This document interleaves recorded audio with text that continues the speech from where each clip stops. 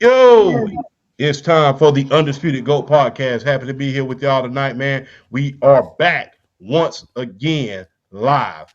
And look, I'm glad we back, man. Had to take a little bit of an R&R break, but we're finally here. Look, how y'all been, man? I've been, I gotta say, man, yeah, well, I talked to y'all. I talked to, shout out PSP as well. Y'all know my situation, what's been going on as of late.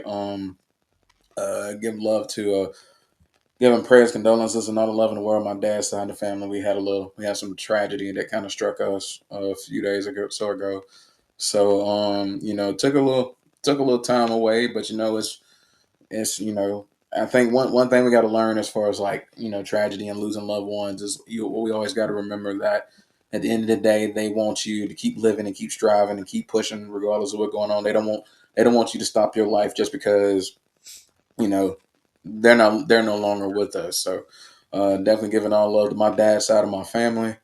But though I can't complain where I'm at. I'm just grateful. Work has been going pretty good. Had a we had a at my actual job we had like an all-star meeting yesterday morning. I mean, like early, like I had to get up and be there at like 6 o'clock. But got awarded for my good work last year. So trying to keep going, want to try to keep that going as well. But hey, what I'm saying, as they say, the show must go on. So life is going all right. I can't complain. Hope y'all's is going well as well. Flash, man. Yeah, kind of rehashes, but yeah, I just been one. I was sick for a couple weeks, but then just doing the dad thing, and said my daughter's in her fourth year of hockey, and uh, that's a second full time job in and of itself. Up in tournaments and traveling, and so it's just it's a lot, but it's a lot of fun. Getting in fights with parents and other coaches, that's always yeah, over an 8-year-old hockey game. But that's that's I just want to point out the fact that I didn't start it. I didn't start it. That's it. That's it. I just may have called somebody some names, and then in response to somebody, being people running their mouths and stuff. But Mm, mm, mm. yeah, well, um, but other than that, life is pretty good. Work's going is very stressful, but in a good way, I guess. You know, trying to. I'm getting back. I'm back in the gym after being sick a couple weeks, and but trying to get the diet back under control, but still working out. So I'm doing all right. Okay, BRF. I'm sorry for all of us. I know all of us are sorry for your loss. Oh, And let me tell you something. I'm definitely appreciative of that. Definitely appreciative. I'm definitely appreciative of that. But yeah, like I said, she was a she was a big part of my early like growing up. Like just I got a bunch of stories and all of the stuff. It's like yeah, just kind of save those from like off camera or whatnot. But you know what though? Hey, like I said, at the end of the day, the show got to keep going. We got to keep pushing. I think she would want me to keep going no matter what. So what? At the end of the day, appreciate all the love, everyone. All y'all that's showing me loves and all this. So hey, I'm grateful, very grateful. Yes, indeed. And look, take care of your people, show love to your people, and make sure that you show them love and care because that's all you have at the end of the day, man. That's all you have at the end of the day. So, rest in peace to Rondell Moore, um, former Atlanta Falcon, former Arizona Cardinal, things of that nature. Former great person, great man. Rest in peace to him. Make sure that you seek the help that you need. And when somebody comes to you for help, don't shame them and say man up or woman up. None of that bull jive. Actually be there for them. And you don't know what somebody fighting against, especially with all the nonsense that's going on in this world right about now, whether that be local, federal, or global. So a lot of stuff is going on in this world right about now. Don't blow it because you want to be an asshole. I'm just gonna go ahead and say it. I would rather hear your story than go to your funeral. All right. So if you got a story to tell me, come tell me, so I don't have to go to your funeral. Because two words can be the difference between somebody unaliving themselves and you saving somebody's life. Understand the responsibility that you have. Now that we have that out the way, let's get to the happy parts in life, like this NFL combine. And look, I can also say this was the fastest combine that I have ever seen. And it is the fastest, most the biggest combine that I've ever seen. And if you really look at it right about now, it was the fastest time for every position with the exception of cornerback, I believe. Let me pull up my Palm Pilot. Yes, defensive back, all time, first all time. Wide receivers, first all time. Running backs, first all time. Linebackers, first all time. Quarterback, second all time. It was Quarterbacks was second. quarterbacks, not Quarterbacks was second. quarterbacks were second, not cornerbacks. Sorry about that to the audience out there. Tight ends, first all time. Defensive lineman, first all time. Offensive lineman, first all time. The funniest thing about the offensive line, the fastest offensive line that was in the combine ran a 4.9, and that was the center Logan Jones from the University of Iowa, from the Iowa Hawkeyes. That's amazing, ain't it? That's crazy. That's That's crazy. crazy. So with that being said, man, I'm loving what I'm seeing right about now, and I just love what I'm seeing right about now. I can't help but look in awe with admiration. And the biggest story, although the quarterback he ran, I think that the fastest quarterback ran a hold on, let me the fastest quarterback I think he came from the University of Arkansas was Taylor Green. He ran a 4.36. Mm. That wasn't even the biggest story of the combine. The biggest story of the combine was Sonny from Ohio Yeah. hmm Sonny Styles, yeah, State, and his brother. And and his brother Lorenzo. and the thing is, he got y'all seen his dad. Good God, they showed that picture. I'm like, no goddamn wonder why they killed the combine. Look at his daddy. Yeah, I mean, the guy's just he is a specimen. Looks like a municipal statue. Looks like a municipal statue, and I gotta admire that. That's the short of amazing, man. And like I said, for a quarter, usually when a quarterback runs a 4.3, 4.2, that's the biggest story of the combine. Everybody looking at the upside.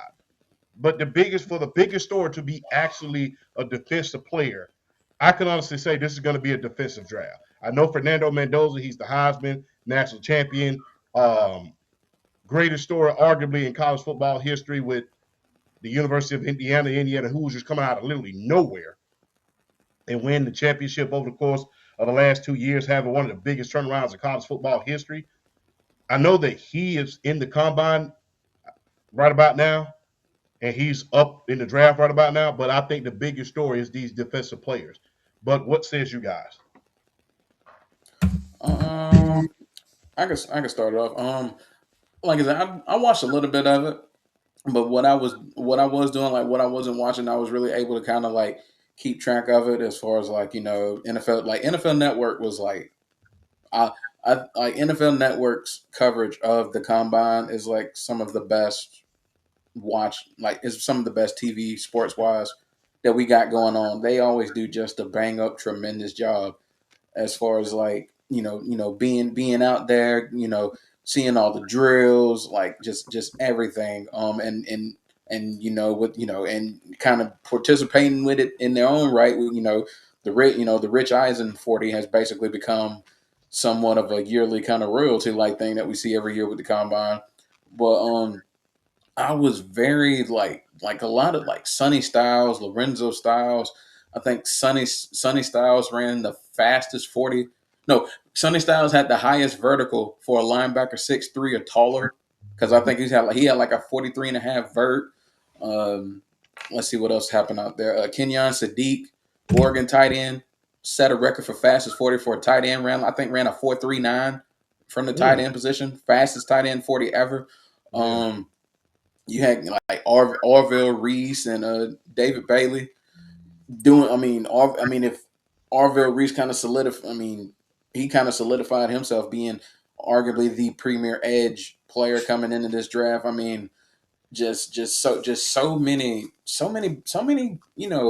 like interesting stories come out as far as like guys really having killer combines, like the wide receiver from Mississippi State running a 4.26, like just so much going on with combine. And I mean, it's just another step in the evolution of sports and the evolution of the game as far as seeing these these athletes and how it's evolving. And I think where you're I think for me the story is the offensive line and the evolution as far as like the athlete, as far as like what the offensive linemen are starting to turn into.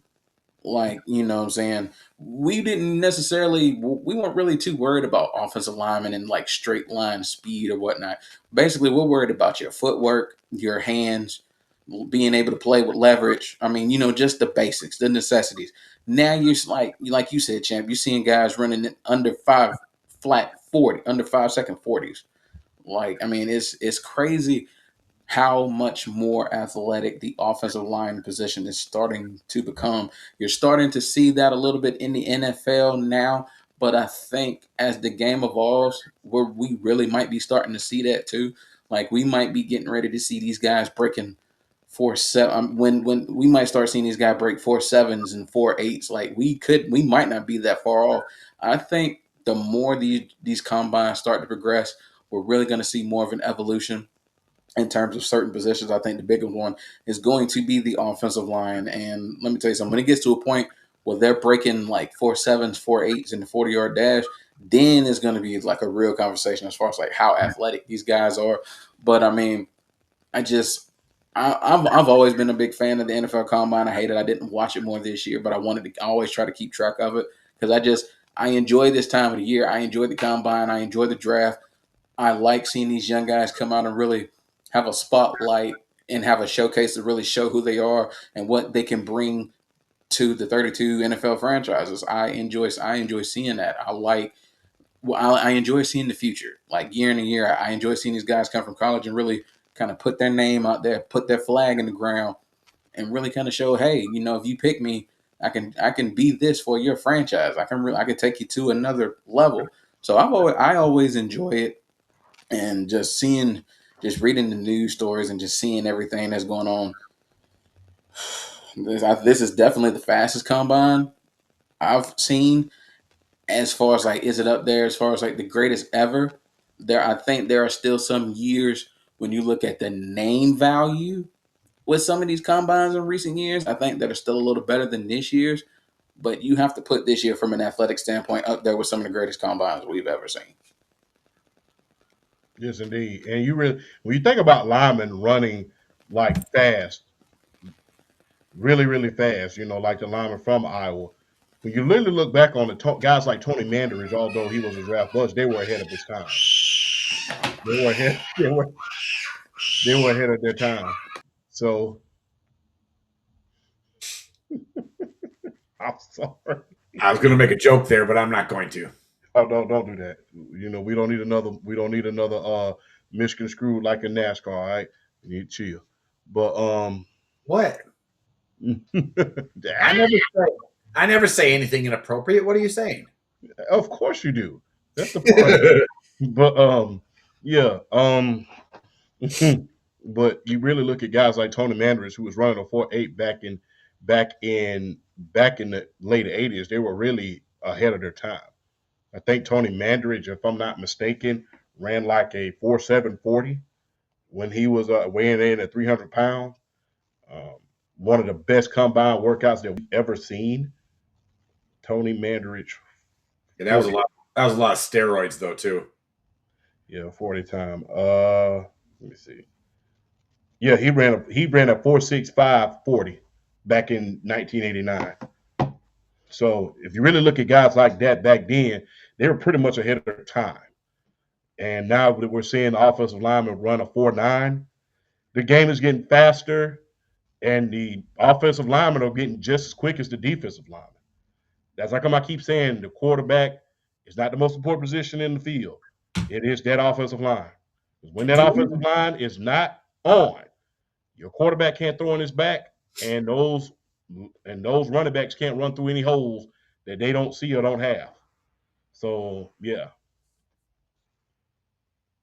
I'm curious to see. I mean, the NFL Combine and the NFL Draft is always driven by the quarterback every single year, and I mean, I know we have, we got Mendoza and Simpson and Carson Beck and we have some guys, and everybody's all hyped on Mendoza.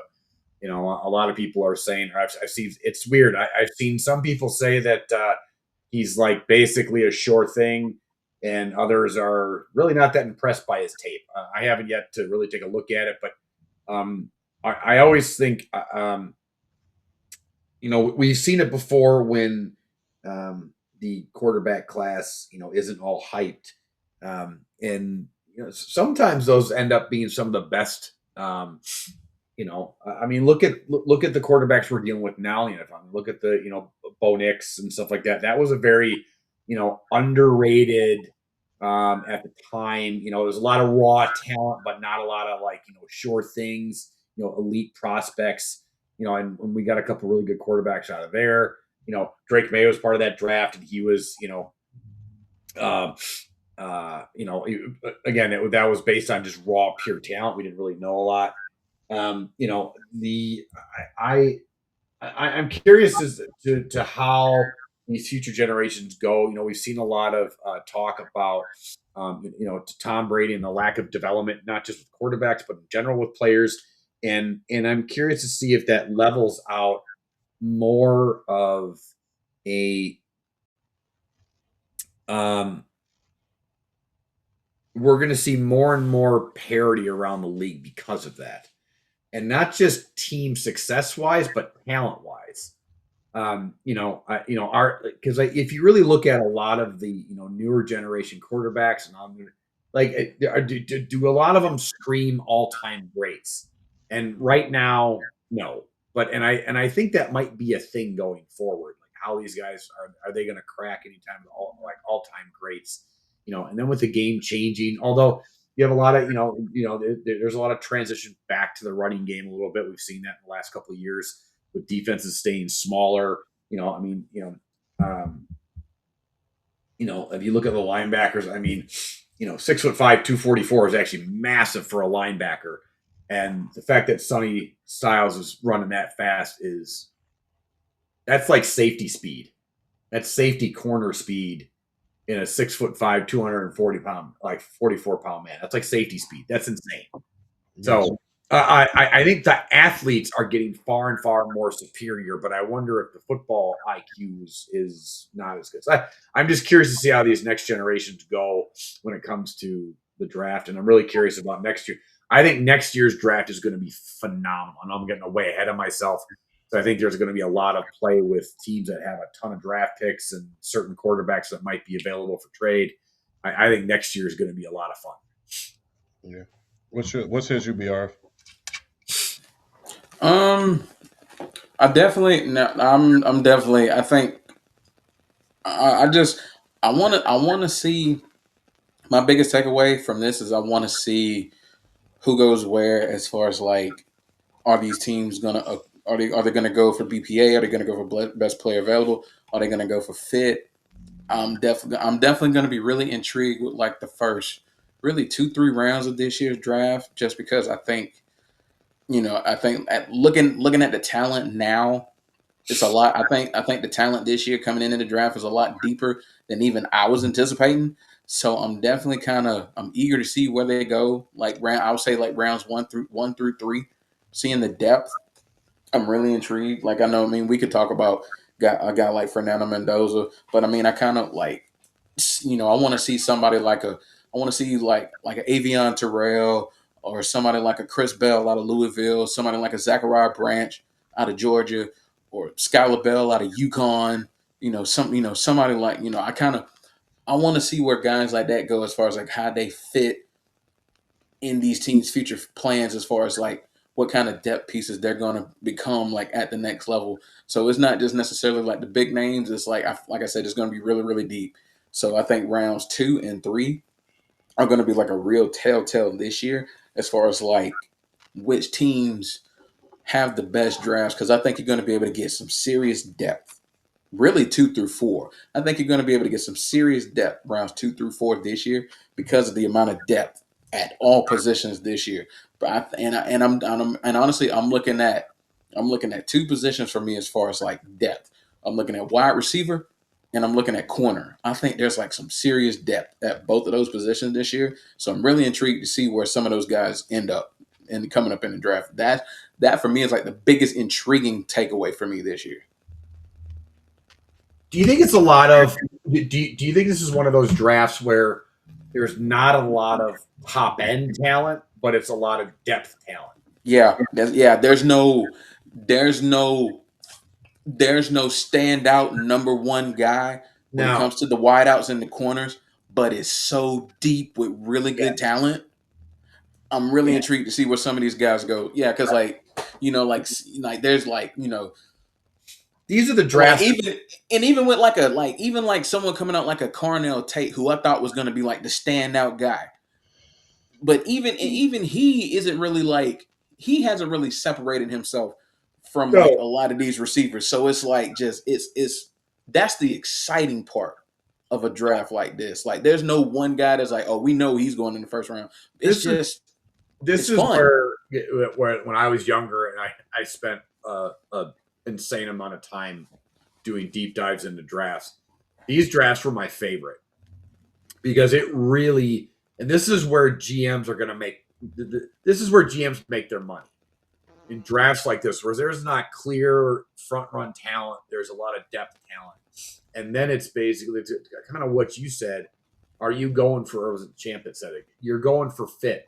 Can you get a guy that can fit your system and be successful? And I think that's going to be the thing with this. Don't get me wrong, you have your guys, but look at someone like Sadiq out of Oregon, like we were just talking about before. Yeah, he's 6'3", 241, runs a 4.3 40 or whatever, but like he wasn't used like extensively at Oregon. He's still a mystery. There's a lot of athletes in this draft. And I'm curious to see how these athletes translate to the field, and that's what or translate to the next level. That's what I'm most curious about. All right. Is it just safe to say right about now that Ohio State is NFL U at this point? Have they just overtaken every team? As I'm gonna say no, and the reason why I say they haven't overtaken it yet, even if they like right now they're projected there, I think people are saying like they could possibly get like 6, 7 first rounders. Even if they get the 7, Alabama is still like right there, like with the 21 first rounders over the past like some odd years or whatnot.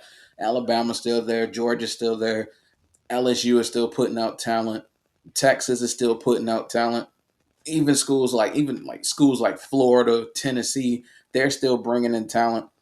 Ohio State is among the upper echelons, but to say NFLU, I don't think they're there yet because, like I said, you still have a lot of these schools that are still putting out good talent. Maybe not the number, but still putting out good talent. So I think they're like, in terms of just in terms of upper echelon NFL like factories, I still think it's still like that first tier is still Alabama, Georgia, Ohio State. I still think it's that first tier. They're in the first tier, but I don't think they're like NFLU, but they're in that first tier. I think it's those 3 schools, and then every other school is like a tier below them as far as just it's not just like the level of talent that they're pulling out, but the amount of it as well. So they're in that first tier. There's an elite tier, and then there's everybody else. Okay, then. Anything you got to add, Flash? No, I think I'm 100% kind of with BRF.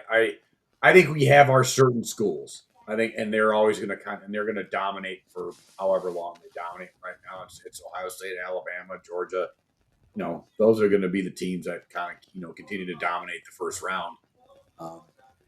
That now will that change? Yeah, at some point that will change. But as of right now, it's been that way for a handful of years, and it's going to continue to be that way. A little bit more than a handful of years, but you get what I'm saying. Yeah. All right. First overall pick on the spot, 30 seconds. Well, 1 minute apiece. Who you picking? Sonny or Fernando? You go first, Flash. With the first overall pick on the Raiders? Yeah, who you picking, Fernando? You picking a partner for Max Crosby to have a dominant defense, or you picking a quarterback? I'm going to probably get some hate for this, but I'm going with the linebacker. I'm going with Sonny. I'm not as high on Fernando. As a franchise. Here's the other part of it too. I know if you have your guy, you go get your guy. I get that whole thing. If you believe he's a franchise guy, you go get him. But with the next crop of quarterbacks coming out next year, I don't think the Raiders are going to be much better than they are now. I think you go get the stud defensive linebacker and add to that defense, and then you go get your quarterback next year. That's just my opinion. Not to mention, there's already smelly rumors right now that Joe Burrow might be up for grabs next year. So that's what I would do. I call me crazy, but that's where I would go. BRF.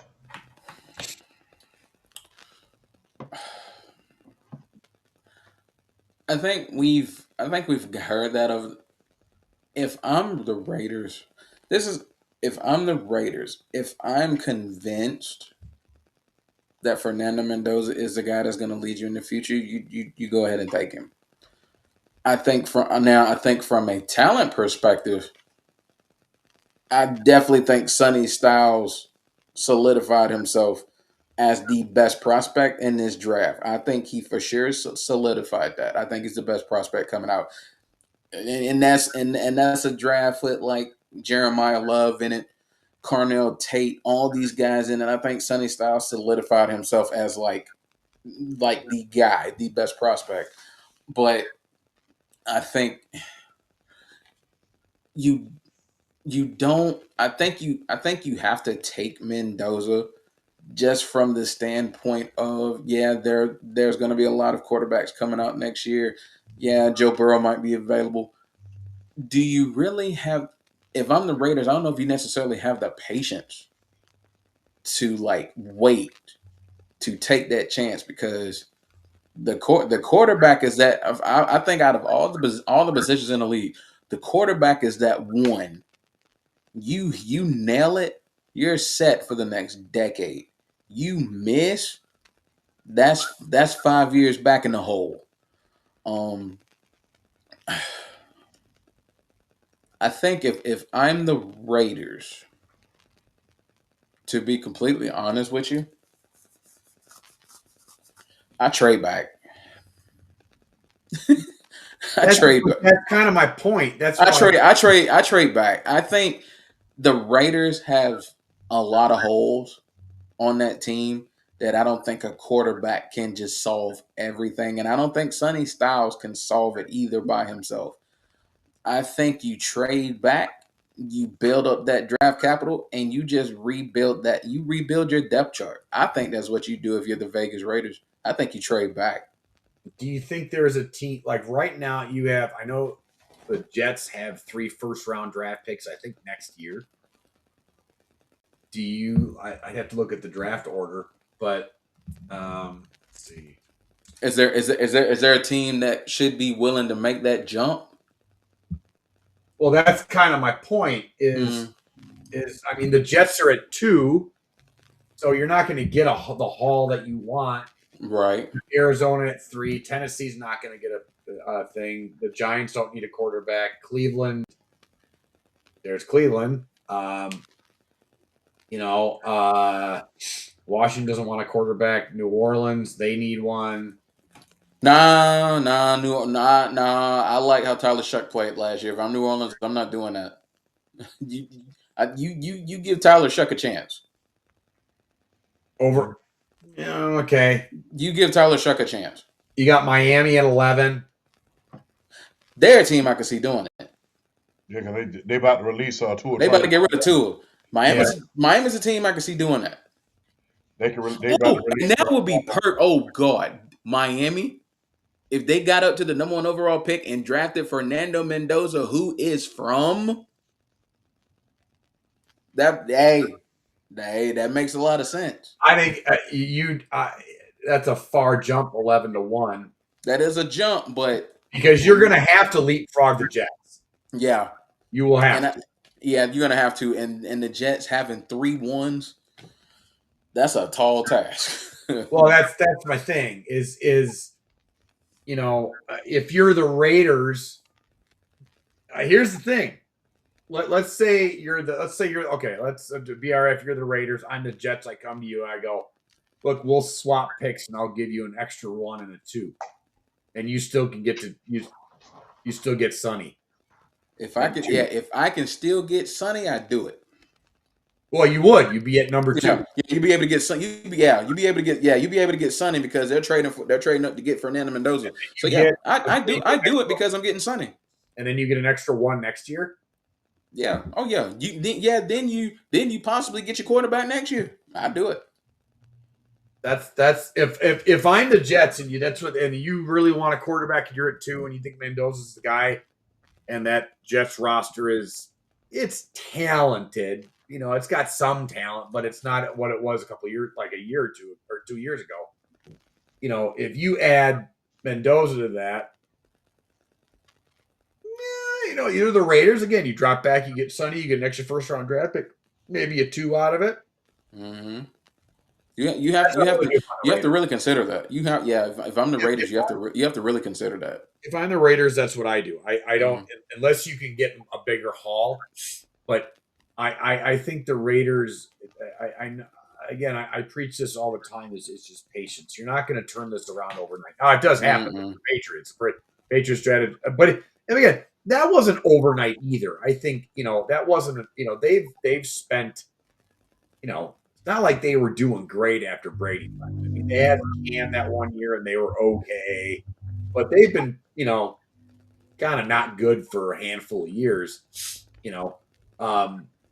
So I think the Raiders. I don't think the Raiders just need some talent. The Raiders have always had talent as an organization. They need a cultural rebuild, a slow, kind of in the way the Detroit Lions did it. Just slowly get. All of a sudden 1 year, like, oh shit, this is a team. Holy crap! And so I'm sure the Raiders are doing their due diligence, but I would trade back, get Sonny, get a couple extra draft picks, especially if you get another 1 out of the Jets. Or if they really want Mendoza, see what you can get out of the Jets in general. Maybe you can get more out of them. Who knows? Yeah. I mean, teams are always thirsty. They thirsting like nerds for IG models when it comes to quarterbacks. I'm just going to be real. So when it comes to quarterbacks, teams are always willing to give up that form. They're willing to give up the crops, and they're willing to give up everything in order to get a quarterback, no matter what it takes. So if I'm the Oakland Raiders, the Las Vegas Raiders, or the Iowa Raiders or whatever they call today, they might change it soon again. I'm looking to trade that pick. I'll trade that pick, and then we'll go from there. So yeah, that's what I'm looking. Defense. Is it wise to go pure defense? I think we just covered this, but let's just go over it again. Is it wise to just go pure defense this draft rather than a skill position player this draft? It's like is this the draft? If you're going to draft a defensive player, it's like this the draft to do it.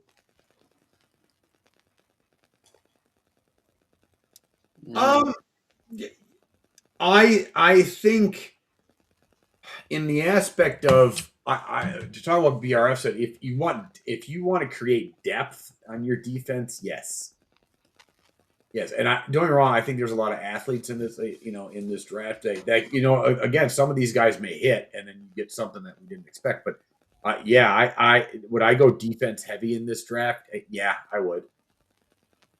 I would a lot. If you're looking for like pure offensive talent, next year is going to be one of those crazy first rounds next year, I think. But I go pure defense. That's why, like, if I'm the Raiders, man, I load up that. This is kind of my point. If you're the Raiders, you trade back and you load up that defense a little bit, and then you draft your quarterback next year and you put him in a good position.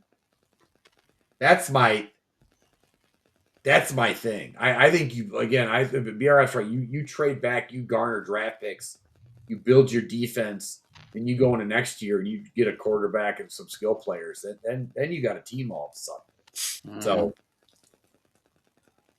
yeah, like if you can, like let's say you're the Raiders and you know you're trying to do all you can to convince Max Crosby to stay.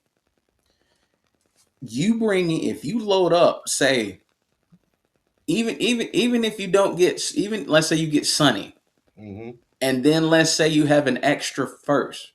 Let's say you get somebody like his brother, or you get someone like Avion Terrell, or you get someone like Arvell Reese, if you really want to load down on pass rush, or someone like a David Bailey out of Texas Tech, who showed out in the combine himself. Like, yeah, if you're trying to convince Max Crosby to stay, yeah, if you're a team like Vegas, yeah, because here's my thing though, I still think there's enough offensive talent this year to where if you're a team and you need that side of the ball to attack, you can attack the offensive side of the ball this year. Because I think there's enough talent offensively, whether it's running back or wide receiver or the offensive line. I think there's enough talent there that you can load up. But I think this is like another year where it's like kind of like what we did in the draft last year. God, even though James Pierce Jr. didn't work out, you still got Jalen Walker, you still got Billy Bowman, you still got Xavier Watts. I mean, that's still 3 hits. That's 3 hits.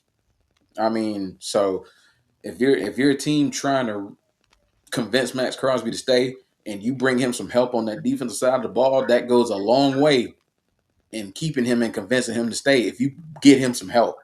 So let me tell you something.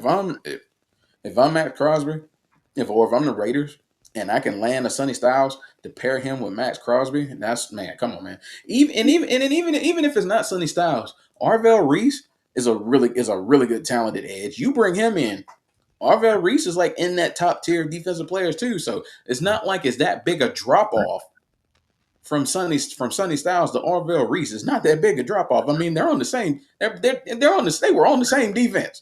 So I mean, it's not that big a drop.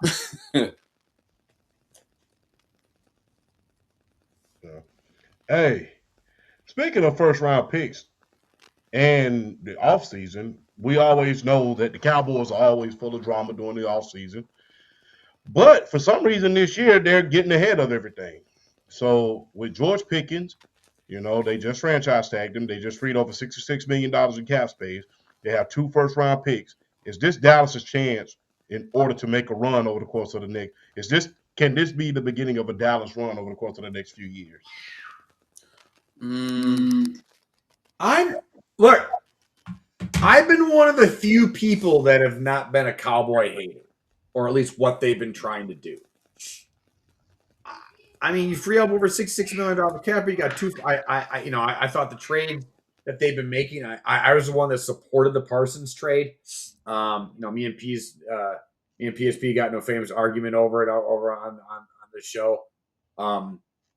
I like what they're doing. I think the fact that they're able to kind of retool this instead of completely blowing it up is kind of impressive, actually. I'm curious what they do to see what they do with George Pickens. Do they actually, do they actually give him a long-term deal, or don't they? That's a lot of money to be sinking into two top-tier draft picks or 2 top-tier wide receivers. We've seen kind of how that's looking for Cincinnati right now. But right now, they're probably they're right now probably the top team that's kind of sniffing around Max Crosby. We brought that up a little bit earlier on what's going on there with the Raiders and him. The trades that they made for Parsons and everything, it's looked like it's worked out so far. So I kind of want to see how this draft goes. But yeah, I I mean, I know you're the Cowboys until you're the Cowboys, but I don't know. I kind of like what they're doing. Could they make a run? Maybe. Because I mean, I look at Washington. I'm not really. I wasn't impressed with Washington last year. I know Jaden Daniels has hurt a lot last year, but I really wasn't impressed with the team overall last year. They regressed a lot. Philly, obviously they didn't repeat and go back, and I think they're kind of regressing a little bit. You still have all that drama in the locker room. And the Giants, Scoots is coming off a major knee injury, and they still have a lot of building to do. Now they got a whole new coach. They got John Harbaugh. So I don't know. There's a chance here for Dallas to do some damage in that division right now. Okay. BRF. If they're gonna make noise, I mean, at least if there's a year for them to make noise, it's definitely this year. I mean, they have cap space, they have draft capital. I mean, if they're gonna do it, this is the year to do it. I personally think they did the right thing, franchising George Pickens. Granted, you're giving him a bunch of money, but I think it's the right thing to do. 27.3, basically right at 27.3 million. 1 year. Okay, you did it this year. Can you do it again? And we know when we know it's 1 year, we ain't got to pay you yet. Do it again. Can you do what you did last year? Can you do it again? I like that. But then at the same time, with that kind of money that you have, there's going to be defensive free. There are free agents out there to be had defensively. I hope if I'm hoping what I want to see with the Cowboys is I want to see Jerry Jones kind of push the ego to a side a little bit and understand where his defense is, understand how bad it is and how much he needs to attack, and really, really get some much needed defensive players, much needed players on that side of the ball. I don't always trust him, but I'm gonna give him a shot this offseason because I mean it's not like he can't. It's not like there's not going to be anybody available to do it. There are going to be pieces available to do it, whether through trade or through free agency. So I'm definitely giving Cincinnati the ring. See what they're willing to do for Trey Hendrickson. I'm definitely giving them a ring. I mean, even though we just talked about Max Crosby with the Raiders and what I feel like they need to do to keep him there, you better get him on the phone too. See what they're willing to listen to. I mean, they hold a lot of cards because they have money and because they have draft capital. They have lanes to attack this. Will they be able to do it and make the best decisions necessary for this team to get better? Because we saw Philadelphia last year. I mean, is Philadelphia still a more talented team than Dallas? Yes, but as we saw last year, talent doesn't always do it. I mean, they don't always do it if everything's not rolling in place. And I feel like in Philly's case, the coaching kind of, particularly that offensive coordinator, he wasn't that good last year. So I think Dallas, Dallas can really at the very least get one of those 3 wildcard spots if they just make moves that make sense, that make this team better. They can at the very least get one of those 3 wildcard spots, if not contend for the division. Because I don't think it's not a foregone conclusion that the Philadelphia Eagles are going to win the East next year. I don't think it's a foregone conclusion. You got to go out there and you got to spend money. You got to make moves that make sense. And I think the division. I can't believe I'm saying this from the Dallas Cowboys perspective, but I think the division is actually there to be had for 2026 if they just, they bring in the right people. Jerry Jones is just one of those guys, but we'll see if he puts that ego to the side and understand what it truly takes to win. I mean, yeah, you got some offensive talent on that side of the ball, but you ain't getting nowhere if you do not improve that defense. All right. I agree wholeheartedly with that. Kyler Murray. Who should get him, the Vikings or the Colts? Neither. I think the Vikings should take a shot at him. I don't think they're really McCarthy has been injured for the last 24 games. He's been injured for the last 24 games. I know people are going to preach patience, but how long are these great defensive players that you have are going to be there? How long is Justin Jefferson willing to wait? Although he has been an ideal teammate. And you got to ask yourself, how available is guys like Jordan Addison and the tight end that they have? How available is he going to be going into the future? And we saw what you could do with a comparable quarterback. And how does that play into your psyche at this point, where you went from 14-3 to 8-9? So I really think the Vikings, they have been known to have reclamation projects for teams. I really believe that. They have been known to have reclamation projects and quarterbacks. Matter of fact, they've only had like 2 quarterbacks that they've really truly developed. And that was Fran Tarkenton and Dante Culpepper. Other than that, those guys either came to them or they were free agents or something of that nature. There was never a situation where they developed these quarterbacks. They were either on 1-year deals, or you think about Jeff George, Rich Gannon. When you think about a lot of those guys, they didn't really get drafted by the Minnesota Vikings. They were either cast off, they were sent there, etc. But when you really look at it, put it in perspective, you have a chance in order to win. You're a quarterback away. And do you want to waste the prime of this defense? Because if you really look at it, Brian Flores, although he didn't get a head coaching job this year, how many times is he going to get passed up by the NFL for a head coaching job before teams say, okay, we really got to take this guy serious? How many times? You got to ask yourself how long these great defensive players are going to be available. How long is Justin Jefferson willing to wait?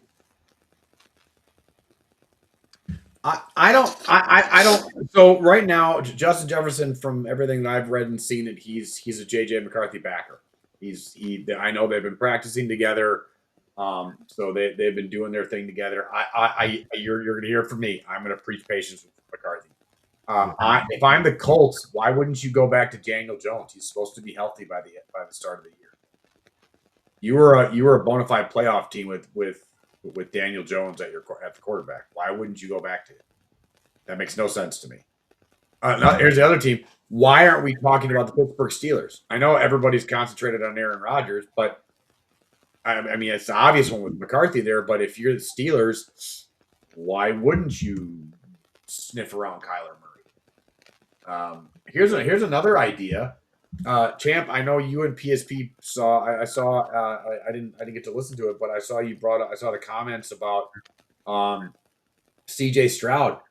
If you're the Texans, why don't you bring in Kyler Murray just to push Stroud? Bring him in on a cheap deal. Bring in another first-round talent to kind of push him and see what happens. Like I think there are better situations for Kyler Murray. I think McCarthy, again, I think you preach that. I think the Vikings are Colts are kind of am I wrong in the Daniel Jones thing? I really believe that they should really be looking out for the future, because I don't know how ready he's going to be coming back off of the Achilles. It says he's supposed to be fine with at the start of the year. Yeah, but that's an Achilles. I'm not really for certain. And I'm not willing to take that chance. But I'm not willing to take that chance with a Kyler Murray either. Yeah. Kyler, I get where you're coming from, but Kyler Murray to me is not worth, even though Daniel Jones had the Achilles, Kyler Murray is not the type of a name to push Daniel Jones out the way when you consider what he was doing before he got hurt. I'm not pushing Daniel Jones out the way for Kyler Murray. No, I don't. I just don't I think the perfect place for Kyler Murray is Houston. That's my thing. I think you go to Houston, you get a shot to you just push CJ Stroud, or you get to sit for a little bit, kind of get your your kind of shit together. What about the Rams? You got Matt Stafford. Like he's you're not going to replace Matt Stafford, but at some point that dude's going to retire. Exactly. If I'm Kyler Murray, we've seen a couple quarterbacks, going under McVay and come out and they're better quarterbacks after that. To me, that's a better, because if you go, let's say he signs with the Vikings or the Colts, there's expectations now. You go and sign with Pittsburgh, there's high he's going to start in Pittsburgh if they don't sign Aaron Rodgers. Like then there's high expectations. If I'm Kyler Murray, I do the reclamation project signing. You do what Malik, I know Malik Willis was traded to Green Bay, but essentially the same thing. You go, you learn, you sit, you play when the starter is injured, and you kind of redeem yourself. Then you walk into another big contract if you prove your worth. So, like, I'm going there. I'm going,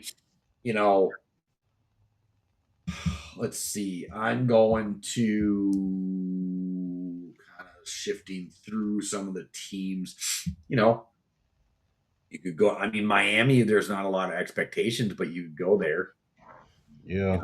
They're not going to have anybody. But if I'm Miami, I don't sign him. Why don't you go to Kansas City and sit on your ass for a while behind Mahomes? There's just a lot of places that he could go that I think he would succeed better at. That would be that's the thing that I if you don't chase the money or necessarily the starting position. Go to the place where you are likely going to succeed or put yourself in the best position to succeed. And honestly, I think the two best places for that, I think honestly, I think are Houston or the Rams. I think those are my two big things. Especially the Rams. If I'm him, I go to the Rams. Go, hey, can you give me? I'll come here for free. Not really, but I'll come here for free. I'll back up the MVP, and then Stafford gets hurt, and I got to get into a couple games. Let's see what happens. Like I don't know. That's what I would do. Yeah, like Mac Jones. Yeah, like Mac Jones, exactly. Yeah, that's another thing. Like if Mac Jones gets traded, why don't you go to San Francisco? That's the situation I would go to. That's what I would do if I'm Kyler Murray. I think that's the best place, the best thing to do for him so he succeeds. Because the kid's got the talent. He's just got to put down the video game controllers. Yeah, got to put down the video game controllers. Hey man, I'm gonna just be real. I wouldn't give a damn about no video games if I'm making millions of dollars. My only thing would be is to be dedicated to my craft at that point, because I'm gonna just be real. Here's what my mom used to say when my mom and my dad. I had to give them both credit for that. Here's what they both used to say when I said, because I used to love playing the game before I go to school. I used to love playing video games, like play around the NBA jams, play Streets of Rage, put on my clothes, sit down, play Streets of Rage. And mom said, why don't you go to the table and read for a minute and read for the next 30 minutes before you go to school? She said, because you got to realize those video game developers, they got their money. And the craziest thing about those video game developers, you don't know how much they got.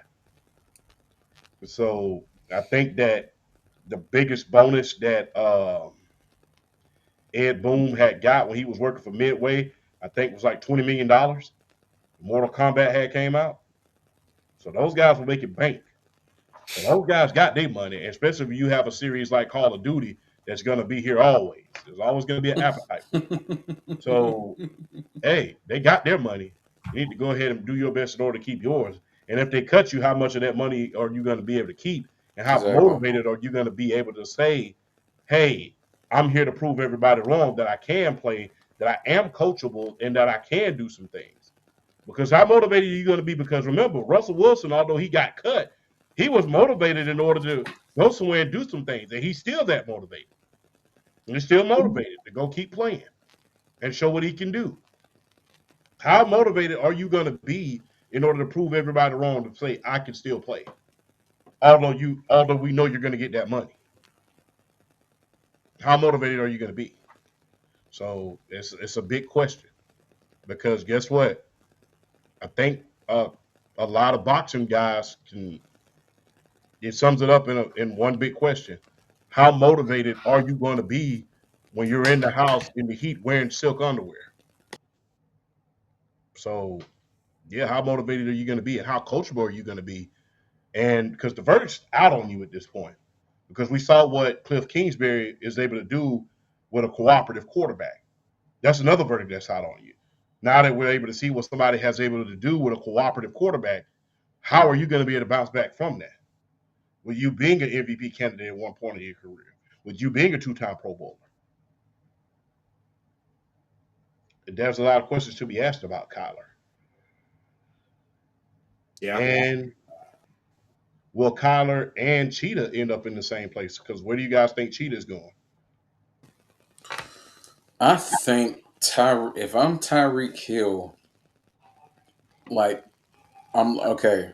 If I'm looking at fit, what would make the most sense as far as unlocking an offense even more if he's healthy? Flash, I'm looking at your Packers. I'm looking at your Packers. Yes, you might not want to hear it, but yes, it would make sense. I'm looking at the Chargers. I think the Chargers would be a good fit for him. Champs kind of convinced me on that. The LA Chargers would be a good fit. Everybody's gonna say just go back to Kansas City, go back with Mahomes. I think they need to fix that offensive line like first before they do anything else skill position wise. And I think they could get, I think there are other pieces that they can get. I don't see that's the biggest thing with Tyreek Hill. It's not just it's you're getting the talent, but it's the baggage, and I get that. But like I think the biggest thing is, are you getting a healthy Tyreek Hill? Because if you're getting a Tyreek Hill that's back 100%, ready to roll, he's better than any receiver Green Bay's got. He's better than any receiver the LA Chargers got. He's better than a lot of receivers in the league if he's back 100%. It's just a matter of finding the fit. And just if I was to single out one team right now where he should go, probably the LA Chargers. I think the LA Chargers would probably be the best place for him to go. Because you got a guy with a big arm like Herbert, who that's the thing with a guy with the speed of Tyreek Hill when he's healthy. It's a matter of not, it's basically like not outrunning the quarterback's arm. And with a guy with an arm like Justin Herbert, you're not going to be able to outrun his arm. So, like you have like that. I could see a big three there with Herbert and Tyreek Hill and Omarion Hampton coming back healthy, and then after that you have a guy in Rondé Gatson II who's coming along as a pretty good tight end as long as they use him properly, and then you hope to get those two bookend those tackles back and Joe Alt and Rashawn Slater. I think for me with Tyreek Hill, I think it's the LA Chargers. I think that's where he should go. Well, Buffalo. Oh yeah. To me, Buffalo would be the fit. We saw this year that Allen struggled with and you talk about one of the best. He ain't gonna outrun Josh Allen's arm for sure. I don't want him in Green Bay. Go away. I don't need him trolling the bars for his 84th kid in Green Bay. Sorry, you can go do that somewhere else. I think to me it's Buffalo or Kansas City. I think those are the two obvious teams. I like the Chargers. I think that fits as well. But I think I like him going to Buffalo. I think that would be actually a decent fit. I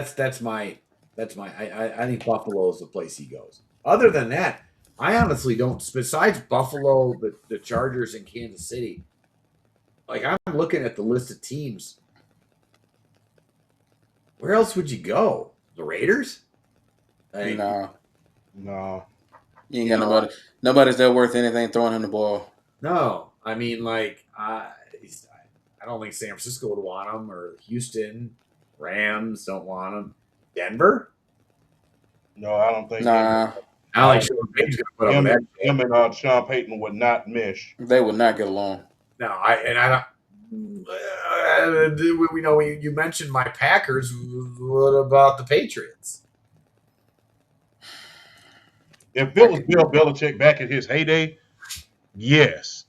But I don't think that you got to have somebody We who have, I mean, you got to have how somebody much with is that. it, like If Tyreek I'm Liner? if I'm the Patriots, I'm calling Philly. What you willing to do for AJ? They at the Yeah, actual. I am too. I'm trying to find fits, and It's a fit because the fit. Tyreek Hill is basically AJ, just not as big and not as tall. It's pretty much what he is.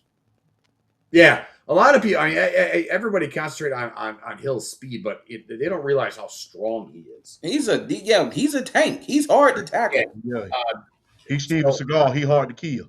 yeah. Um. So but you're right. I think the trade. I think the Patriots and AJ Brown is a real thing. I don't whether that happens or not. We'll see. But I think that's about. I think that's the destination for him. There's so much smoke around that if he does get traded, I think that's where he goes. But I don't know, man. I like him in Buffalo. I think that's where he ends up. I think that's that's my thing. I think from a stability standpoint, I I would actually probably lean. Oh, yeah. I think from a stability standpoint, yeah. I like the Buffalo fit because granted, you have a new head coach, but at the same time, Joe Brady's been there. I mean, Joe Brady's been there. That's basically his offense. You're still running.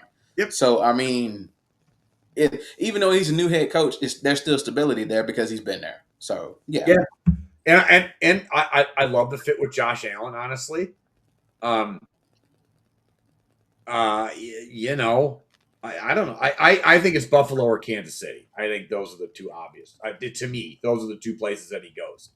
I still think Kansas City's the front runner on him. I just because their offense struggled last year. They're having problems. He's familiar. You know, it makes too much sense almost. That's my thing. And can you imagine that three of Tyreek Hill, Hollywood Brown, and Xavier Worthy? Jesus, how do you cover all that? Yeah, that is so much damn speed. How do you cover all that? Doom is revived. Yeah. yeah. I think that to not to go off on a tangent on Kansas City. I think that's a lot of speed to be troubled with, but I also think that their offensive problems run deeper than just talent.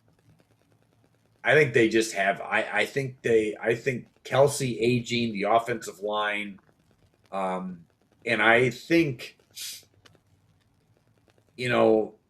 watching Mahomes over the last 2 years, even though they won that Super Bowl, that was really knowing how to win types of winning close games and the refs. I had to throw that in there. I think their issues run a little deeper than just getting talent. Because I think they have a lot of talent at wide receiver right now. They do. No, I mean they really do. With Rashid Rice and Rashid Rice. You have Hollywood. You have Xavier Worthy. I would get rid of Rashid Rice, bro. I would get rid of him. You got didn't he just get in trouble again for something stupid? Right, that dude like NWA, he always into something. Yeah. I don't know what that dude's problem is because you fail. The thing is, you would think you would keep your nose clean because you fell in the draft to the second round. You're supposed to be a first round pick. You fell in the draft to the first round. First off season you get in some shit. Second off season you get in some shit. Not only that, you haven't been available. You got injured the first couple weeks. Unavailability, you're getting in trouble every off season. What good are you at this point? You got to get the hell out of my building. I'm not having that. I'm not having it. So at this point, look, I have a lot. The reason why I say Tyreek Hill should probably revisit Kansas City, number one, because I know he's not going to act a fool out there. I know that Eric Bieniemy coming back, not to mention Andy Reid being there, he's going to be in check. And look, when you go back home with mom and dad, you want to be disciplined because you don't want to be disappointed. And so with NWA always into something that being Rashid Rice is concerned, I got to get him up out of here. You need to go seek your fortunes somewhere else. I don't know what's going to happen with him and James Pierce in their futures, but those two guys are arguably the most talented and the most troubled guys in the NFL at this point. Talented, but just troubled as hell. And you need to go see about getting yourself done, see about getting the help that you need so that you don't end up in the penitentiary at this point. Because every single offseason, you're in something. And I just cannot have that if you are going to be on this team. This is more than just a team now. This is a brand. Whenever you're starting to win Super Bowls, you're becoming more of a brand. And if people are always seeing you in some shit, then guess what? They don't want to. Look, that dude always in trouble. I want to cheer for that damn team. So yeah, you got to get your ass up out of here. I don't care who, because like I said, you can't keep getting in trouble. I mean, and it's not just one off season. If it was one off season and it's just a one off type of thing, then okay, I feel you. But every damn year you in some shit, nah, I'm good. Get out.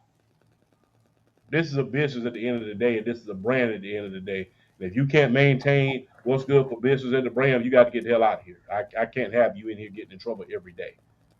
And that's just the bottom line.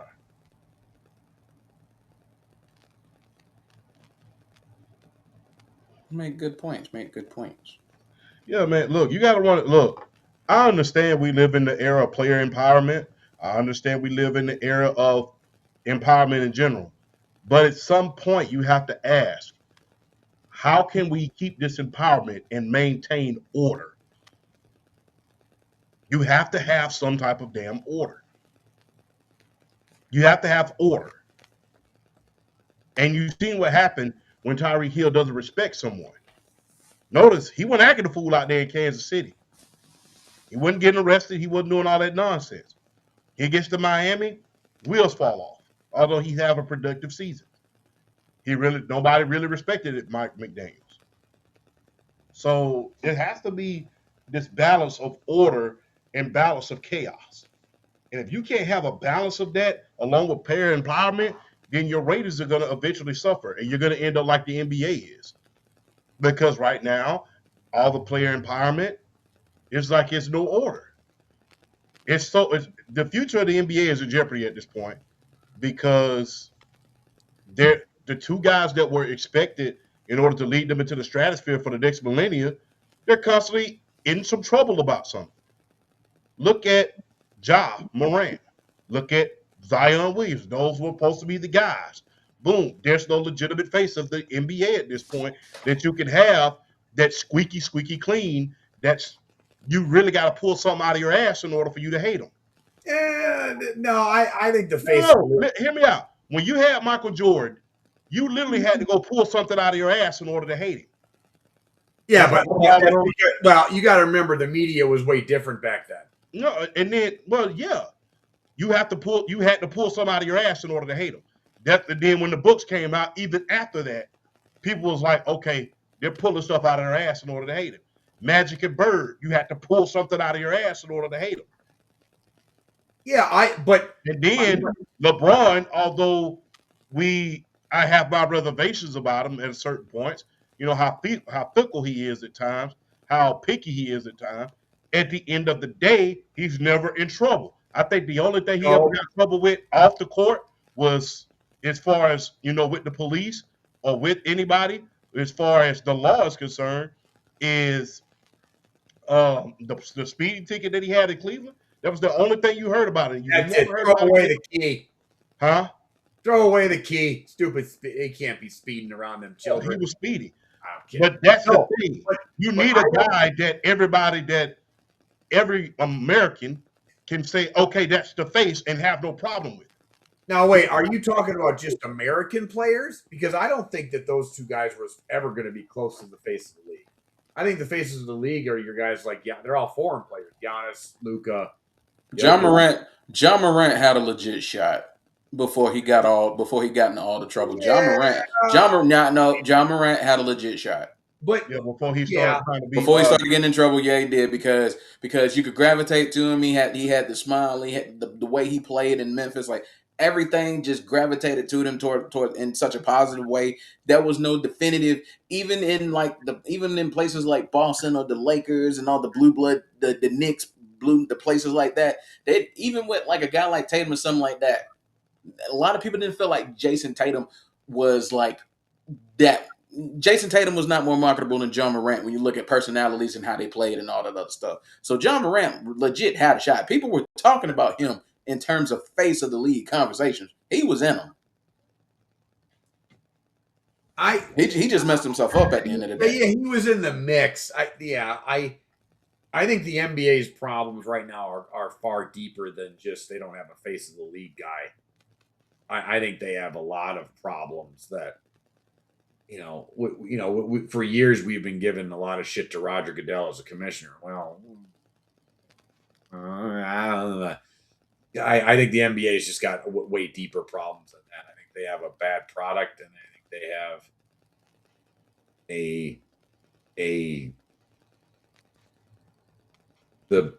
the inmates run the asylum problem. So, I think I think you talk about LeBron, champ. I don't think it has anything about him doing off the field stuff, but that's another thing that I saw you and PSP talking about. Did LeBron ruin the All-Star game or the dunk contest or a lot of other things? Like I think that's the ambassadors for the game aren't good. He did not ruin the dunk contest. I don't think he ruined it, but I think he set him and Kobe set a precedent. At the end of the day, what's ruining the dunk contest is like the creativity's gone, because just about everything you can do, you've done. I know, but you still okay. But here's the thing, though: like you still want to see, like when the dunk contest was the thing, like the top stars were in it. Like that was what made it fun, just like the All-Star game and seeing like there's that famous story about Kobe going at LeBron, going like, "Come on, man, let's go," and he just withers into a whatever. And I think the lack of competitiveness in those aspects, are some of the things that have played into the downplay of the downturn of the NBA right now, and the lack of views and the problems that they're having. I'm not saying he's solely to blame. I just think their ambassadors as a whole have done a great job. Like Steph Curry should be in the 3-point shooting contest like every year. Same thing. Like, why isn't Steph Curry in the 3-point? Like, you want the best of the best in those situations. That's why. Well, I hear what you're saying, but even still, Mike only did the dunk, and he did it 2-3 times. It's not like he was in it like he did it like a bunch of times. No, but at the time, like, I mean, what do we remember for the dunk? I mean, like, we remember the two best people going at it, Dominique and of course, top players in the league. So I'm just saying, like, I'm not saying I should take that back. Not every year, but like, Look, do I think he should have done it at least once or twice? Absolutely. Yeah, like I think him and Kobe should have done it. We never got a Kobe LeBron finals. We could have gotten a Kobe LeBron dunk contest at least for fun. It's supposed to be at the least not just competitive but fun. Like that's what that weekend and that kind of stuff is supposed to be for the fans. That's that's the thing. So that's my thing. I know we kind of went off on a took a left turn at Albuquerque here, but all right. Let's shift from football to the hardwood. No pun intended. The WNBA, the CBA, it has to be signed by the players and the owners by the 10th. Hopefully it does. But something monumental happened this past week. They generated enough money for revenue sharing, and the teams within itself, the players from the teams in excess, got over $100 million in profit sharing.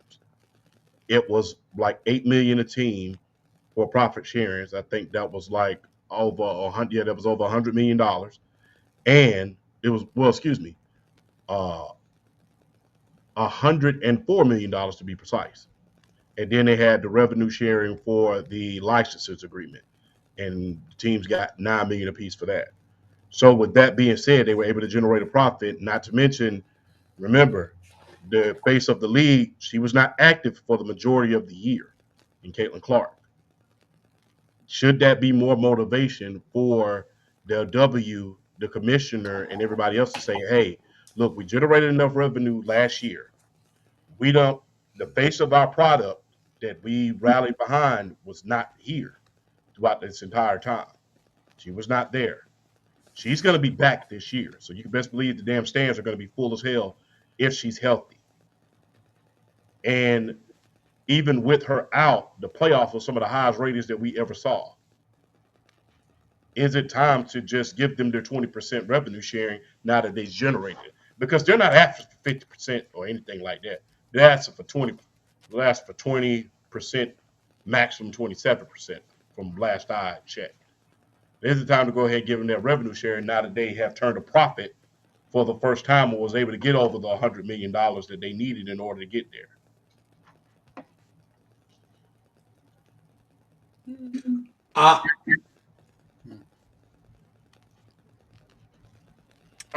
I think okay. I think I am sort of talking out of my ass right now when I say this. Okay, so slap me in the face if I'm talking out if I'm wrong on this. I think what the players should be asking for is a progressive piece of the pie, but start lower. Okay. Like how low? I'll say the lowest that I would go is like 18%. And then we generate over that. Next 2 years, 24%. Well, 22%. After that, we generate enough, 24. Then after that, the cap is 30 at this moment until the next collective bargaining agreement. So I can see where Flash is coming from that perspective. So Because you don't. That's the thing. If you lock in at 20, if the league takes off, you don't want to be locked in at 20. yeah, So to me, I would start Right. out low. Maybe like I don't know where they're at now with revenue sharing, but like I maybe they're 9%.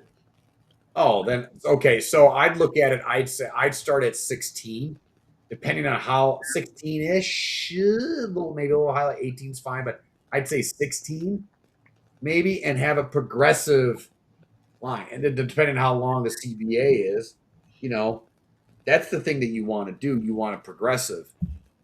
So I think the players, you know, now this is me not throwing shade at the players, or I don't want them to get what they deserve, but I also want them to kind of like chill out a little bit. Like, you know, you guys had 1 year of like success, and I do think that the point of Caitlin being out most of the year and them still being really successful is a huge feather in their cap, and the league itself. I also think that the league, the executives in the league are not doing this any favors. Now, I mean, I don't think we've ever seen a really good. The only league that we've really seen any kind of like playing together is the NFL. The NFL never really seems to have the Players Association and the NFL seem to be, for the most part, in lockstep. Every collective bargaining agreement. So I don't know. I think the players need. I think both sides need to kind of take a step back a little bit. Like I think the players do need a good piece, but I think the players also need to kind of like, hey, chill a little bit. Like you're still not making buco dollars here as a league. Like you're not there yet. You're on the way there, which is why I think a progressive share would be a better idea of where to go. That's just me. BRF. Yeah, for the most part, I do agree with that. You don't want to get too far ahead as far as like what you're asking for, because if you ask for too much now and then you take a step back, then there's no like incentive for the owners to really want to like say, okay, let's give you such and such amount, let's give you this amount. If you take a step back, I think you have to put yourself in a situation where you can progress, you can advance, you can still make net positives. And I think starting low would probably be like, yeah, I say like anywhere from like I'll say in that 15 to 18% range. I would definitely start right there because 9%. 9% is ridiculous. Like 9%, that's it. Like come on, league. Y'all give them a little more than 9%. So I'll say that I'll say 15. I'll say 15 to 18 to kind of start. And then you want the if the league continues to grow, that's where the progression comes in. Exactly. Then it's and then.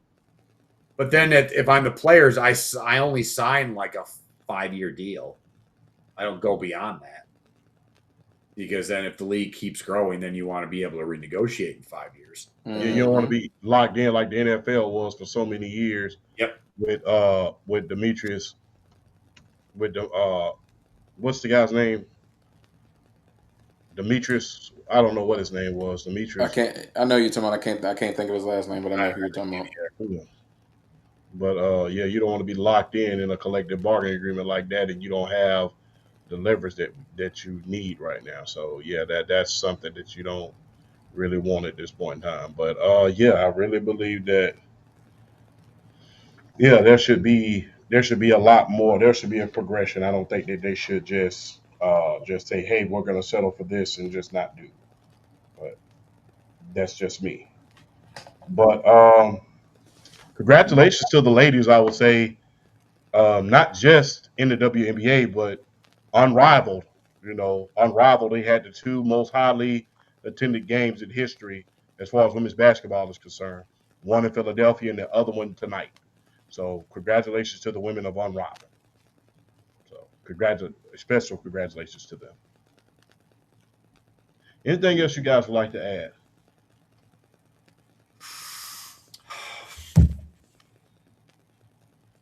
Nah, really. I think right now we're kind of in a weird spot with sports right now. Baseball is we're kind of all into spring training right now, which is great. And I am so ready for the WBC.